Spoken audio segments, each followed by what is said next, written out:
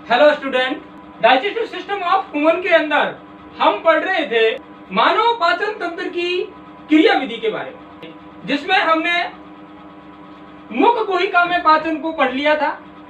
और आज हम अध्ययन करेंगे मानव पाचन तंत्र की क्रिया विधि के अंदर आमाशय के अंदर किस प्रकार का पाचन होता है।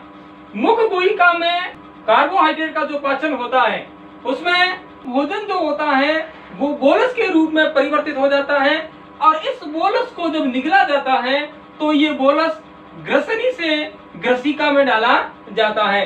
तो ग्रसनी में भी किसी प्रकार का कोई पाचन नहीं होता है और ग्रसिका में भी किसी प्रकार का कोई पाचन नहीं होता है, और भोजन जो होता है वो आमाशय में पहुंच जाता है और यहाँ पर भोजन का पाचन होता है। आमाशय के अंदर भोजन जो होता है वो लगभग 3 से 4 घंटे रुकता है, और यहाँ पर आंशिक प्रोटीन का पाचन जो होता है वो यहाँ होता है। किस प्रकार से प्रोटीन का पाचन होता है, कौन कौन से एंजाइम यहाँ मिलते हैं, इसके बारे में हम अध्ययन करते हैं। पाचन तंत्र की क्रिया विधि।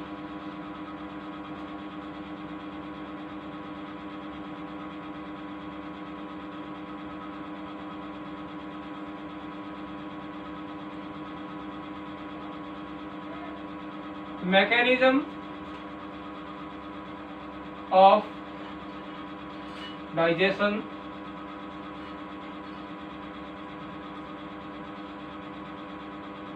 सिस्टम।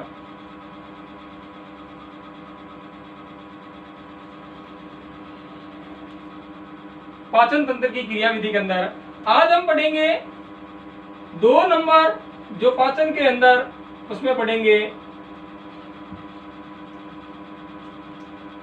आमाशय में पाचन।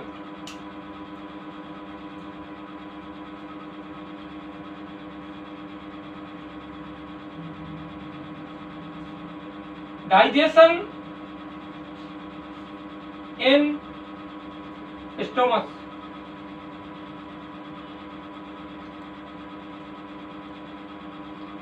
आमाशय में पाचन पढ़ने के लिए सबसे पहले हम जो पहले पढ़ रखा है, यानी कि आमाशय की जो औतिकी थी उसके अंदर आपने पढ़ा था कि आमाशय का जो भीतरी स्तर जो होता है, भीतरी स्तर के अंदर 3 प्रकार की ग्रंथियां पाई जाती है।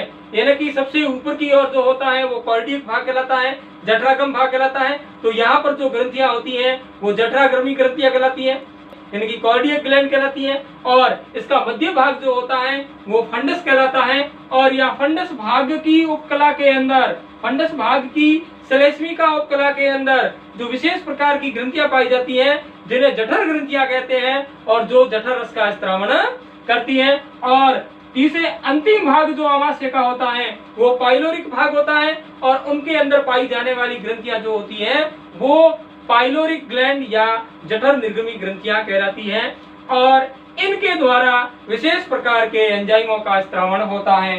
तो आपने पहले पढ़ा था औतिकी के अंदर जो जठर ग्रंथियां होती हैं उनके अंदर 2 प्रकार की कोशिकाएं होती हैं। एक होती है मुख्य कोशिकाएं जिसे जाइमोजन कोशिकाएं कहा जाता है, जिनके द्वारा पेप्सिनोजन और प्रोरेनिन का स्त्रावण होता है। और दूसरे प्रकार की जो जठर ग्रंथियों के अंदर कोशिकाएं होती हैं उन्हें अम्लजन कोशिकाएं कहा जाता है, और अम्लजन कोशिकाओं के दौरान हाइड्रोक्लोरिक अम्ल का स्त्रावण होता है। और ये जो होता है हाइड्रोक्लोरिक अम्ल और एंजाइम्स पेप्सिनोजन और प्रोरेनिन, ये जठर रस कहलाता है। और जठरगम ग्रंथियां और जठर निर्गमी ग्रंथियां जो होती हैं उनके द्वारा कोशिकाओं के अंदर श्लेष्मा का स्त्रावण होता है, और ये श्लेष्मा और हाइड्रोक्लोरिक अम्ल और एंजाइम्स ये मिलकर जठर रस कहलाता है। अब जठर रस के अंदर हम देखते हैं कि जठर रस जो होता है उसका किस प्रकार से संगठन होता है और ये पाचन किस प्रकार से करता है। तो इसके लिए सबसे पहले हम जठर रस का संगठन देख लेते हैं कि क्या क्या जठर रस के अंदर होता है। जठर रस का संगठन। जठर रस के संगठन के अंदर सबसे पहले अपन देखते हैं कि इसकी कुल मात्रा कितनी होती है।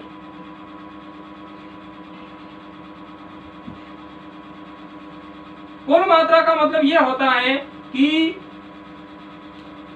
जठरीय ग्रंथियों के दौरान, जठर ग्रंथि के दौरान एक दिन के अंदर कुल कितना जठर रस स्रावित होता है।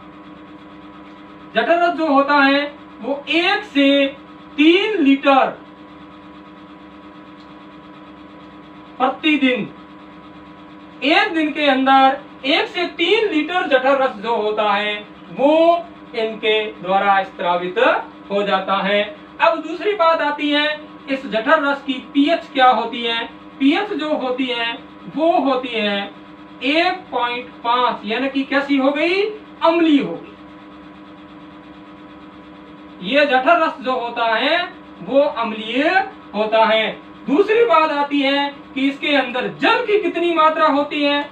जल जो होता है इस जठर रस के अंदर 99.8% जल जो होता है वो उसके अंदर पाया जाता है। और अगली बात जो जठर रस के संगठन में आती है वो आती है अकार्बनिक लवण।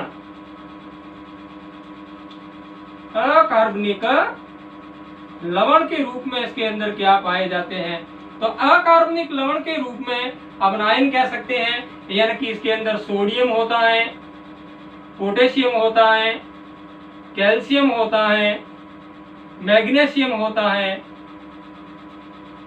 हाइड्रोजन फास्फेट होता है और सल्फेट होता है। इसके अलावा यहाँ मुख्य जो होता है वो हाइड्रोक्लोरिक अम्ल होता है। ये जो होते हैं अकार्बनिक पदार्थ के रूप में, लवण के रूप में इसके जठरीय रस के अंदर पाए जाते हैं। अब आता है कार्बनिक पदार्थों के रूप में क्या होता है। कार्बनिक पदार्थों के रूप में, कार्बनिक पदार्थ जो होते हैं पोटेंट, यानी कि ये एंजाइम्स होते हैं। कौन कौन से होते हैं, सबसे पहले होता है जिसे म्यूकस कहा जाता है, यानी कि श्लेष्मा, पेप्सिनोजन,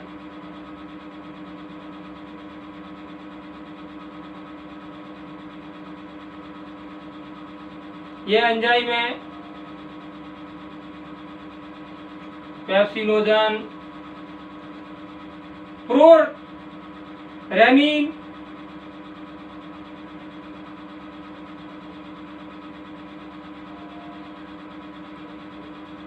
और जठरीय लाइपेस, गैस्ट्रिक लाइपेस, जठरीय लाइपेस। इस प्रकार से जठर रस का स्रावन होता है। और ये जठर रस जो होता है ये भोजन के साथ में, यानी कि बोलस के साथ में मिल जाता है। अब कैसे मिलता है, देखिए, जब मुख गुहिका में जो बोलस बनता है, चबाने पर भोजन जो लसलसा हो जाता है जिसे बोलस कहा जाता है, इस बोलस को जब निकला जाता है तो ये बोलस ग्रसनी से ग्रसिका में, और ग्रसिका के अंदर जो क्रमांकुंचन गति होती है तो ये बोलस जो होता है वो अमाशय में पहुंच जाता है। तो बोलस का जो माध्यम होता है वो हल्का सारीय होता है। बोलस का जो माध्यम होता है, यानी कि बोलस का माध्यम हल्का सारीय होता है। जैसे ही ये अमाशय के अंदर पहुंचता है तो अमाशय की वृद्धि के अंदर बाह्य पेशी स्तर के अंदर 3 प्रकार की पेशियां पाई जाती हैं, जो पहले आपने पढ़ लिया था। कौन कौन सी 3 पेशी स्तर पाए जाते थे, यानी कि यहाँ अनुद्री पेशी स्तर था, यहाँ वर्तुल पेशी स्तर था, यहाँ प्रत्येक पेशी स्तर था। इनके कारण इस अमाशय की दीवार के अंदर 3 पेशी स्तर होने के कारण यहाँ क्रमांकुचन तरंगें उत्पन्न होती हैं, जिससे इन ग्रंथियों के द्वारा स्रावित ये जठर रस जो होता है वो आए हुए बोलस के साथ में अच्छी तरह से मिश्रित हो जाता है।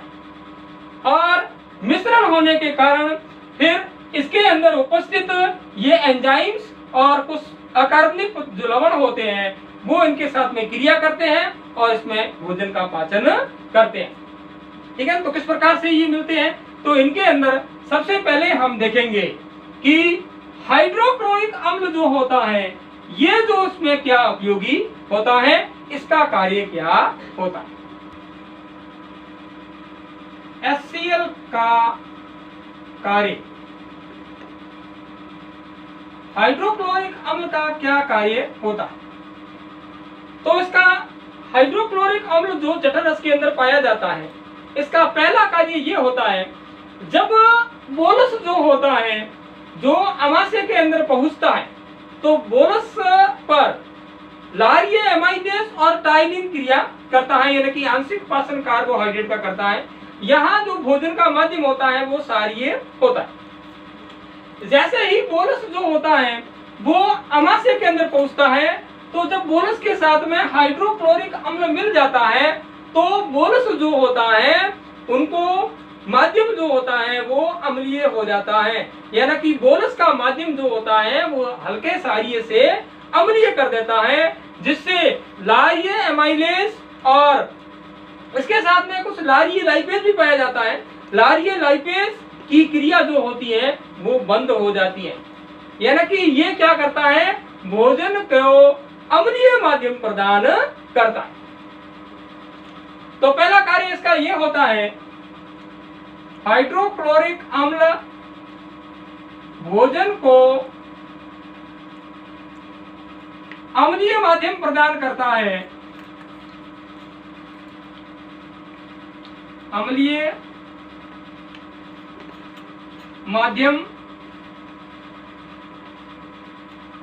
प्रदान करता है,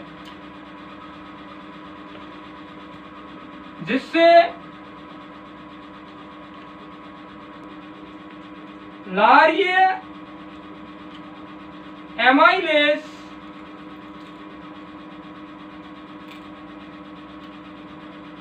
की क्रिया बंद हो जाती है।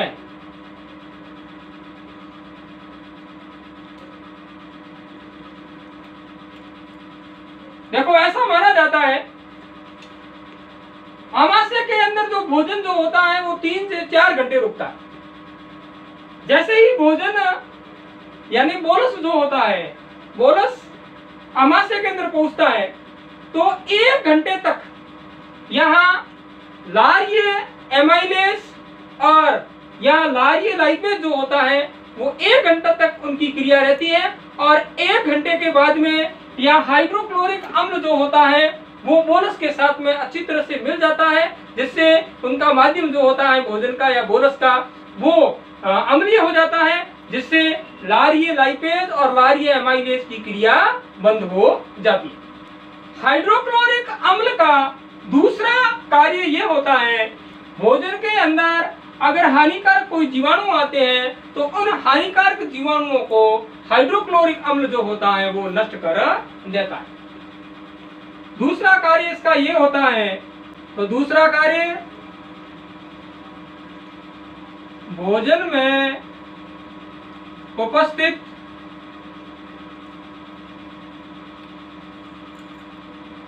हानिकारक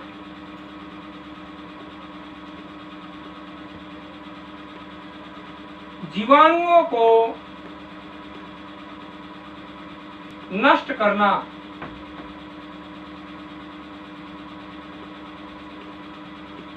तीसरा कार्य इसका ये होता है, भोजन के कठोर भाग जो होते हैं उनको गालने का कार्य हाइड्रोक्लोरिक अम्ल करता है। भोजन में उपस्थित कठोर अवयव जो होते हैं उनको गालने का कार्य हाइड्रोक्लोरिक अम्ल करता है। भोजन के कठोर अवयवों को गलाने का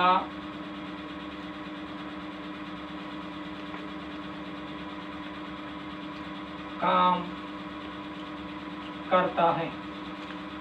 अगर भोजन के जो कठोर भाग होते हैं उनको गलाने का कार्य जो होता है वो हाइड्रोक्लोरिक अम्ल का होता है।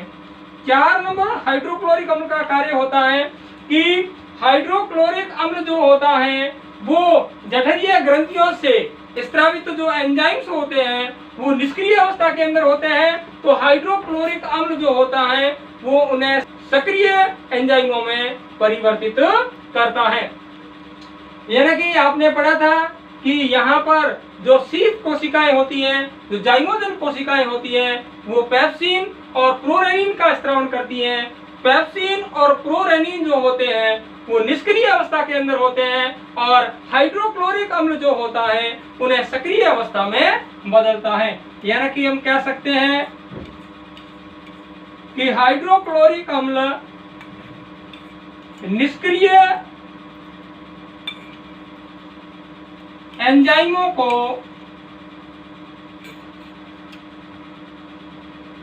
सक्रिय करता है।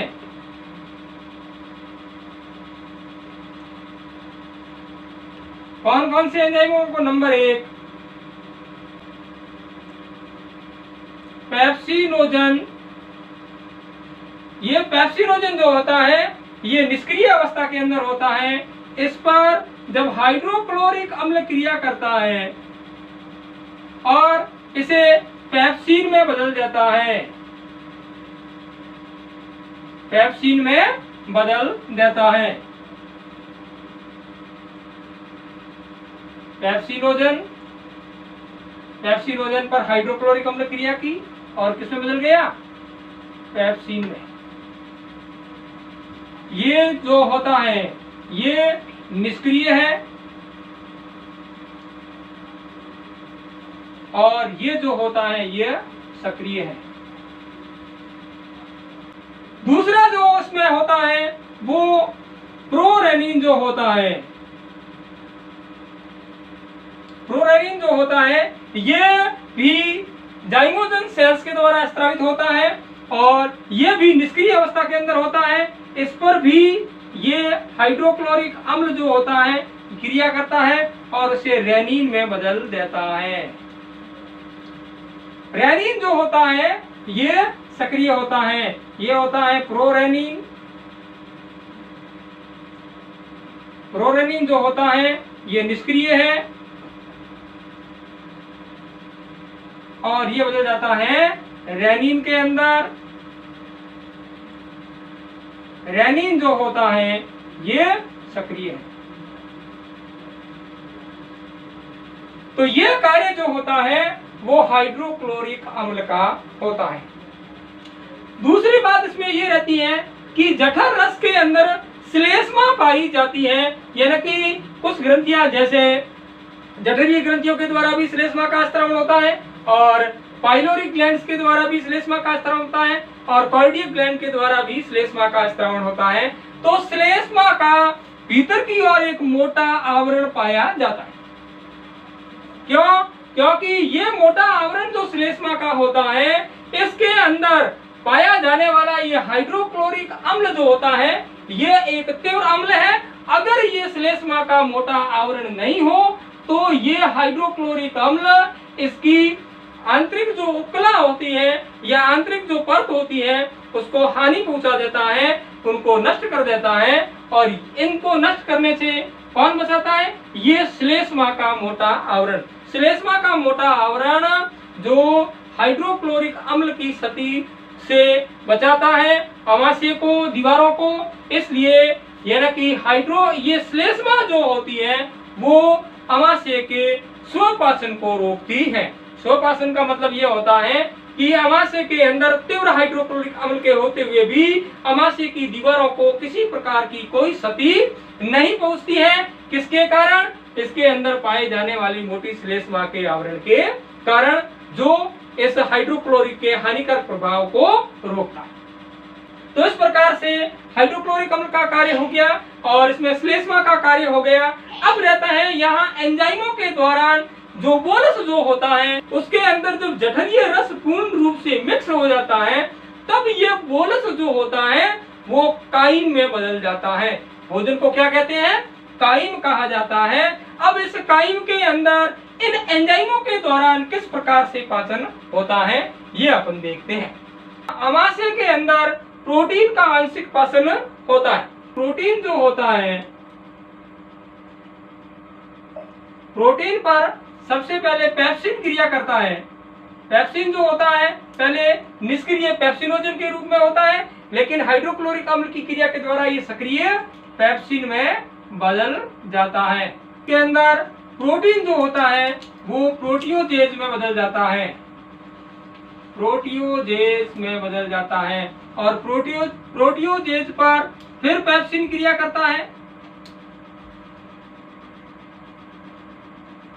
और यह पेप्टोन में बदल जाता है।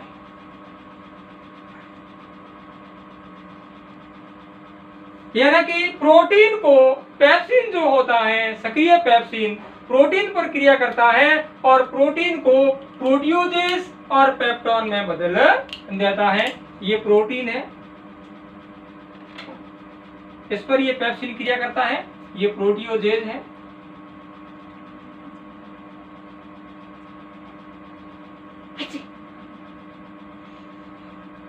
और ये पेप्टोन।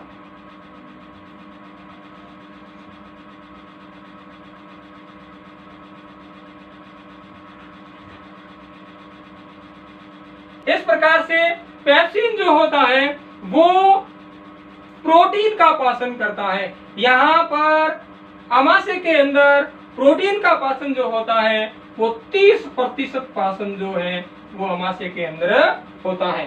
प्रोटीन का 30% पाचन जो होता है वो आमाशय के अंदर होता है। यानी कि पेप्सिन जो होता है वो प्रोटीन को प्रोटियोजेज और पेप्टोन में बदलता है। दूसरे प्रकार से यहाँ पर एक और एंजाइम होता है जो प्रोरेनिन के रूप में होता है। प्रोरेनिन जो होता है ये निष्क्रिय अवस्था के अंदर होता है, जो पहले आपने पढ़ा था। इस पर भी हाइड्रोक्लोरिक अम्ल क्रिया करता है और उसे रेनिन में बदलता है। रेनिन जो एंजाइम होता है यह दूध के अंदर पाई जाने वाली एक प्रोटीन जिसे कैसिनोजन बोलते हैं।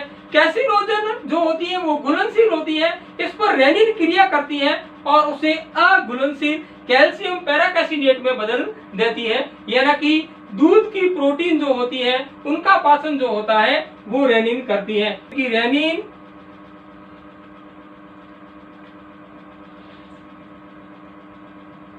कैसिनोजन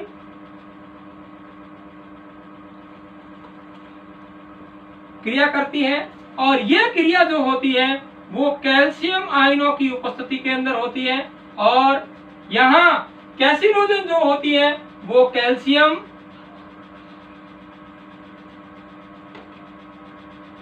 पैराकैसिनेट में बदल जाती है। इस प्रकार से कैसिनोजन का है वो पाचन हो जाता है रेनिन के द्वारा। यानी कि दूध के अंदर पाए जाने वाले प्रोटीन का पाचन जो होता है वो रेनिन के द्वारा होता है। तीसरे प्रकार का यहाँ पर एक एंजाइम पाया जाता है जिसे जठरीय लाइपेज कहते हैं। जठरीय लाइपेज जो होता है वो दूध की वसा जो होती है उस दूध की वसा का पाचन करता है। दूध के अंदर वसा होती है जिसे ट्राइब्यूटाइरिन कहते हैं और इस वसा का पाचन जो होता है वो जठरीय लाइपेज करता है। यानी कि दूध की वसा, दूध वसा कहते हैं जिसे ट्राइब्यूटाइरिन,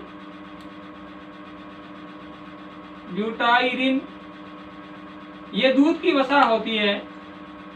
इनका पाचन जो होता है वो जठरीय लाइपेज के द्वारा होता है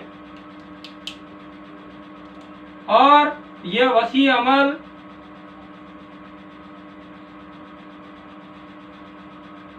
और ग्लिसरॉल में बदल दी जाती है।